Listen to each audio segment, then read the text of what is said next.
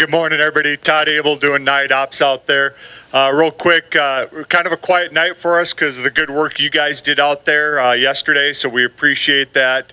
Up here in the Alpha area where we had a lot of resources, that fire that they brought down to 105, the drop point there, looked real good. I'd say probably midnight, 1 o'clock. It all kind of sat down, just burning heavies. It had consumed all the lighter fuels, but the heavies were still kind of burning, so they were consuming nicely also.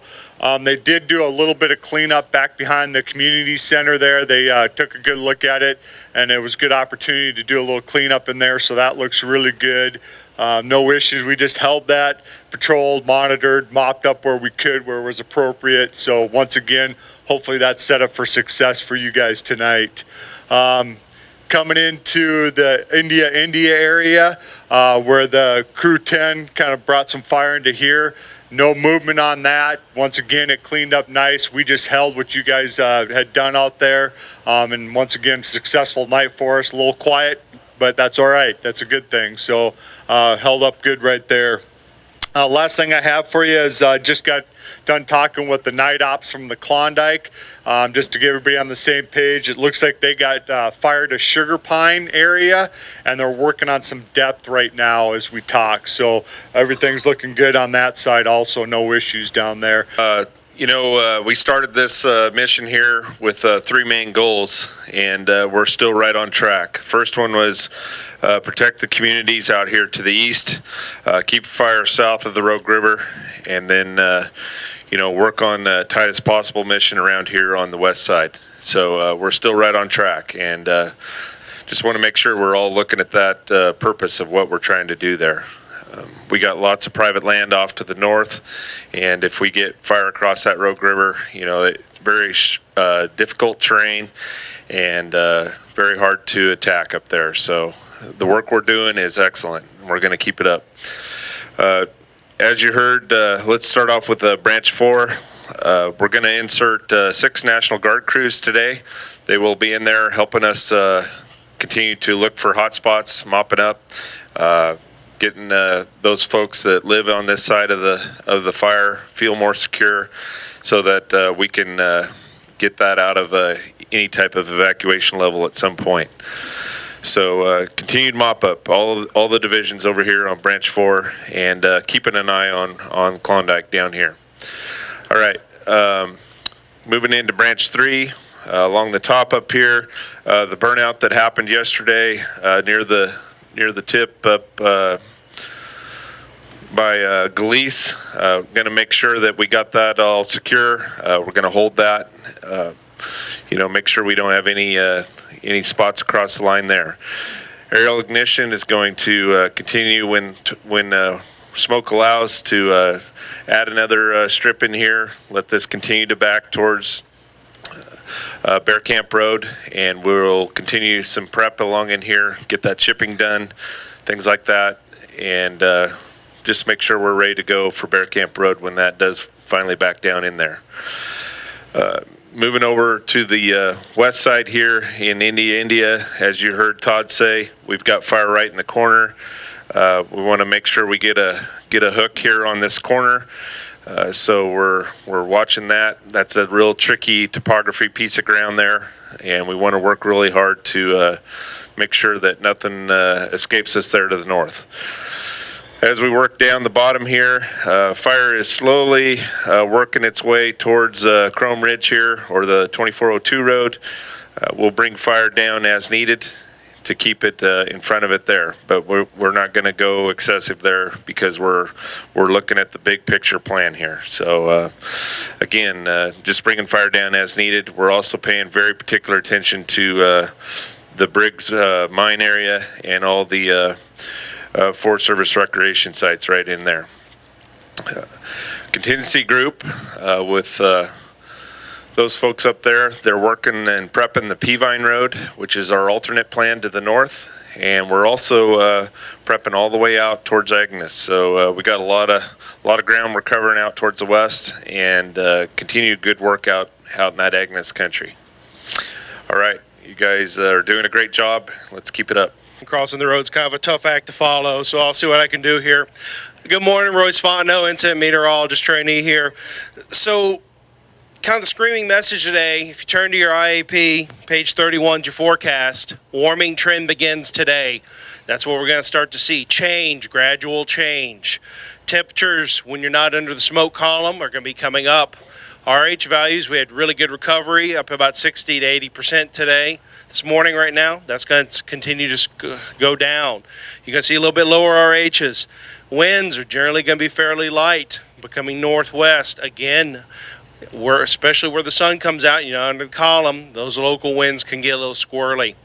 So a message I gave a night shift last night was pay attention to your environment. I'm sure every one of us have heard, be a student of fire. To me, as a relatively new fire meteorologist, that also means being a student of weather. Pay attention to your environment. Note those changes. That's why those are some of your watch outs. The other thing is, again, please, observations. We need those, especially if you're doing firing observations. Get with your leadership, get those observations back to us. That helps us greatly. All right, everyone have a good shift. Good morning, folks. Andrew Stinchfield with Fire Behavior. So this morning I just wanted to touch on a couple things. One in particular, the local thresholds here that can greatly increase the fire behavior. So if you'll turn to your fire behavior forecast, wind speeds, anything over 10 miles per hour. RH less than 25%, temperatures over 85 degrees, and 1,000-hour fuel moistures less than 12%. Now, if you go back to your fire weather forecast, you'll see that we're meeting all that, and it's going to get worse throughout the week, as the IMET just pointed out. So please, just pay real close attention to that, to where you're working. There's going to be differences, obviously, in the valleys and on the ridge tops, but be real heads up for that. So one particular area of interest that I want to talk about today is this area here where they've brought fire down to DP 105. It's a real strange spot there as far as the weather goes. The winds have been real erratic, real squirrely winds, and now there's fire down to the road in that area. So just if you're working in that area, please be real heads up. There's a high potential for rollout, flare-ups. Fire can make some pretty good runs back up that hill. With that, have a good shift. Be safe. Morning, Von Gruber, Team Safety. 69 years ago today, we lost 13 in Man Gulch. A lot of the takeaways from that were knowing your terrain. Steep, rocky chutes, gullies, all those kind of places. Cured flashy fuels. We got some of all these things out here. So for today's operational period and every day, know who your supervisor is, know your weather, and it's a changing environment, and then also stay aware of where you are on the landscape. You guys be out there. You're doing a great job. We appreciate it. And like our IC said, we will try to make things a little more accommodating here in camp. And so have a great day. Good morning. My name is Mariana Rees-Temple. I'm with the Office of State Fire Marshal. On behalf of the Bureau of Land Management, Oregon Department of Forestry, U.S. Forest Service, we want to say thank you. I know that a lot of you have been here close to timing out or been here a long time, and we're talking about another fire that has some potential for us. And I just wanted to share with you that at yesterday's community town hall meeting, it was a little bit less of a crowd, which is good. But I want to remind you of three things that we have been talking about as agency administrators with our command folks, is that what's important to us are definitely the values at risk that you see here. Everyone's done a really good job there. Keeping the fire, or reducing the footprint of the fire, keeping it as small as possible, and reducing the impact to all lands. And although we talk about that all day long, you guys have done everything you can to keep doing all three of those things, and we really appreciate it.